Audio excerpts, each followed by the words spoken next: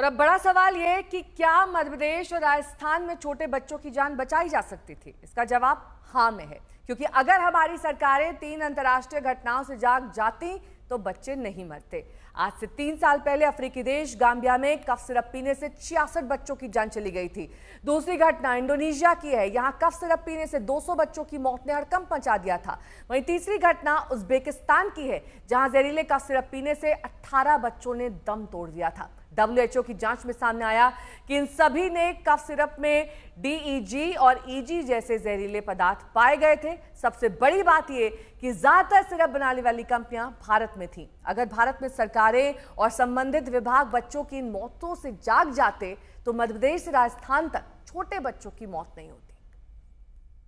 हम इस वक्त लोहिया अस्पताल के पास हैं और आपको लेकर चल रहे हैं उन मेडिकल स्टोर्स की ओर जहां पर इस वक्त ये लाइव रेड जो है कुल मिलाकर चल रहा है। आपको हम लेकर चलेंगे, सामने आप देखेंगे।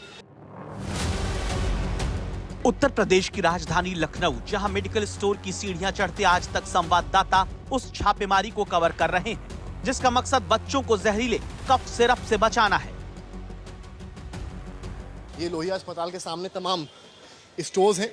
आपको हम लेकर तस्वीरें दिखाएंगे कैमरामैन गौरव यहाँ पर कि किस तरीके से यहाँ पर ड्रग इंस्पेक्टर्स पहुंचे हुए हैं और रेड कर रहे हैं। कुल मिलाकर कोल्ड ड्रिफ्ट यहाँ से जितने सिरप रखे हैं उन सारे ही सिरप्स को निकालने का यहाँ पर कार्य इस वक्त चल रहा है। उत्तर प्रदेश में ड्रग इंस्पेक्टर उस श्रीसन फार्मास्यूटिकल्स के कफ सिरप को खोज रहे हैं जिसने मध्य प्रदेश में 16 मासूम बच्चों की जान ले ली। लेकिन क्या आप जानते हैं कि अगर सरकार और सरकारी स्वास्थ्य विभाग समय रहते खबरदार होते तो मध्य प्रदेश से राजस्थान तक बच्चों की जान कफ सिरप पीने से ना जाती। सीकर के इस अभागे पिता को सरकारों से अपील न करनी पड़ती कि ऐसा अब दोबारा किसी बच्चे के साथ ना हो। हल्की सी कुछ को खांसी थी तो दवाई लेके आए थे चिराना CHC से उसके लिए। अब वो दवाई रात को 9 बजे उसकी मम्मी ने पिला दिया आधा ढक्कन। अब वो आधा ढक्कन पीने के बाद में सो गया। सोने के बाद में उसको 3 बजे चेत हुआ तो पानी 2 घूंट पानी की पिला दी, वो फिर सो गया। फिर 5 बजे सुबह उसको चेत नहीं हुआ, वो बेहोशी हालत में था। तो दादी जी, मम्मी, बुआ जी वो सब गांव के डॉक्टर के पास लेके गए। फिर गांव के डॉक्टर साथ में जाके सिकर गए। सिकर के हॉस्पिटल में उसको मृत घोषित कर दिया गया। सवाल है कि कफ सिरप में ऐसा क्या है जो बच्चों के लिए जहर बन जाता है? इसका जवाब खांसी के सिरप बनाने में होने वाले पदार्थ है। आमतौर पर क्लोरफेनरामाइन और फेनिलफ्राइन दवाइयों का इस्तेमाल होता है। 4 साल से कम उम्र के बच्चों को आमतौर पर यह दवाई दी जाती है, लेकिन अब सरकार ने इस पर बैन लगा दिया है।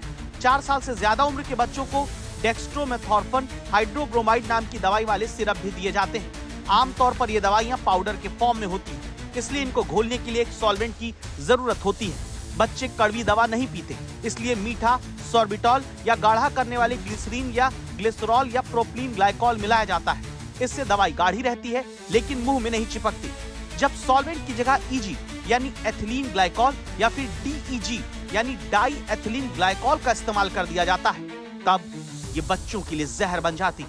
EG और DEG रंगहीन गंधहीन अल्कोहल हैं जिनका इस्तेमाल इंडस्ट्री केमिकल की तरह पेंट, हाइड्रोलिक ब्रेक फ्लूइड, स्याही, बॉल पॉइंट पेन वगैरह में होता है।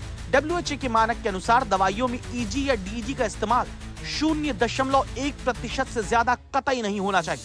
दवाइयों में इनकी ज्यादा मात्रा में मौजूदगी जहरीली मानी जाती है। जब EG या DEG शरीर में पहुंचते हैं तो टॉक्सिक मेटाबोलाइट्स यानी जहरीले रसायन बनते हैं। जैसे EG से ऑक्सैलिक एसिड और DEG से HEA नाम का एसिड बनता है। इससे किडनी और तंत्रिका तंत्र को नुकसान होता है। इसके अलावा ये केमिकल खून में ऑक्सीजन के फ्लो को रोकता है और इससे कोशिकाएं मरने लगती हैं। मध्य प्रदेश में जिस जहरीले कफ सिरप ने बच्चों की जान ली, उसे बनाने वाली श्रीसन फार्मास्यूटिकल को लेकर तमिलनाडु सरकार ने यही बताया कि कफ सिरप में इस्तेमाल किया गया प्रोपिलीन ग्लाइकॉल फार्मा नहीं बल्कि इंडस्ट्रियल ग्रेड का था, जो दवा में इस्तेमाल करने के लिए बैन है। इंडस्ट्रियल ग्रेड प्रोपिलीन ग्लाइकॉल सस्ता पड़ता है इसमें, लेकिन जहरीले केमिकल होते हैं जो बच्चों के मामले में जानलेवा साबित होते हैं। जिस सिरप से बच्चों की जान गई उसमें 48% से अधिक DEG मिला, जबकि 0.1% से ज्यादा नहीं होना चाहिए। 2 अक्टूबर को जांच में पता चला कि कोल्ड ड्रिफ्ट में 48.6% डायथिलीन ग्लाइकॉल था। दुर्भाग्य देखिए, आज से 5 साल पहले जम्मू कश्मीर के उधमपुर जिले में भी 12 बच्चों की जान गई और तब cold best PC cough syrup पीने से ये मौतें हुई। इसे हिमाचल प्रदेश की डिजिटल विजन फार्मा कंपनी ने बनाया। इसमें 34% DEG पाया गया था। इसके बाद भी सरकारों की नींद नहीं टूटी और मध्य प्रदेश से राजस्थान तक बहुत से माता पिता ने अपने मासूमों को खो दिया। दरअसल दवाओं को गाढ़ा करने, उनके स्वाद को बच्चों को पीने लायक बनाने के लिए ग्लिसरीन और प्रोपिलीन ग्लाइकॉल का इस्तेमाल सुरक्षित कहा गया। वहीं EG और DEG इनके मुकाबले सस्ते इंडस्ट्रियल ग्रेड केमिकल है। ग्लिसरीन की तरह ये भी रंगहीन गंधहीन तरल है, इसलिए ग्लिसरीन के विकल्प के तौर पर मुनाफाखोर दवा कंपनियां इन जहरीले केमिकल का इस्तेमाल कर देती हैं। सब जानते हैं कि नए नाम और ब्रांड से हर साल कई कफ सिरप बाजार में उतारे जाते हैं। सस्ते केमिकल का इस्तेमाल करके कंपनियां इनको कम कीमत पर लॉन्च करती हैं। कमीशन खोरी के लिए या फिर लापरवाही में ये सिरप बच्चों को लिख दिया जाता है और जब बच्चे इसका शिकार हो जाते हैं, हंगामा होता है, तब कहीं जाकर प्रशासन अपनी कुंभकर्णी नींद से जागता है। सब खबरदार होने का दावा करने लगते हैं। आज यहाँ पे जो आदेश जारी हुए हैं तमिलनाडु के एक कंपनी का कफ सिरप है, cold drip cough syrup Seren Biotech के, उसके संदर्भ में यहाँ पे जांच की जा रही है। अगर वो प्रोडक्ट यहाँ पे मिलता है या उस कंपनी का कोई भी और भी प्रोडक्ट मिलता है तो नियमानुसार जो है सीज करते हैं। कई सारे सिरप मैं देख रहा हूँ यहाँ पर निकाल लिए हैं, इनमें से क्या कुछ आपको ऐसा नजर आ रहा है जो उसमें ऐसा कंपोनेंट हो या पुराना हो, एक्सपायर्ड हो?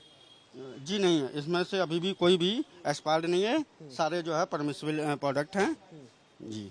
और मेन जो सेरेन कंपनी है तमिलनाडु की, उसके प्रोडक्ट के ऊपर ध्यान दिया जा रहा है क्योंकि जो वहाँ पे जिससे कैजुअल्टी हुई है उसको लेकर के जो है हम लोग सीसन के सिरप को चेक करेंगे कि कहीं सीसन कंपनी की जो सप्लाई है वो यहाँ पे तो हमारे गवर्नमेंट में तो नहीं है और उसके कॉम्बिनेशन को इसके लिए चेक करने के लिए हम लोग आए हैं। भारत सरकार ने निर्णय लिया और उसके बाद यूपी सरकार ने कह दिया कि जांच होगी, ड्रग इंस्पेक्टर्स मैदान में उतरेंगे, जांच पड़ताल करेंगे। कोल्ड ड्रिप सिरप या फिर जो कंपनी श्रीसन फार्मास्यूटिकल्स है उसका कोई भी सिरप अब यूपी के मेडिकल स्टोर्स में या सरकारी अस्पतालों में नहीं मिलना चाहिए, ये जिम्मेदारी दी गई है। इसको लेकर पड़ताल अब उत्तर प्रदेश तक भी पहुंच गई है और जारी भी है, चाहे अस्पताल सरकारी हो या प्राइवेट। कैमरामैन गौरव गुप्ता के साथ समर्थ श्रीवास्तव, लखनऊ आज तक।